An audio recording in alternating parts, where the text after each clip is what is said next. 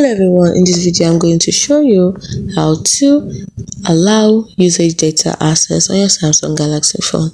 First thing you need to do is tap on settings, and then you tap on, so from settings you're going to choose apps. This is the apps option, and then from here you're going to select the app you want to allow. Let's say I want to do it for Canva, so tap on Canva. The next thing you're going to do is you're going to see mobile data.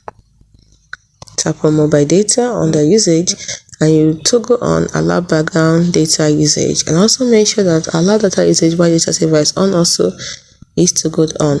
So once you've done these two, you have given it the permission to, you've allowed the particular app, in this case Canva, usage data access on your Samsung Galaxy.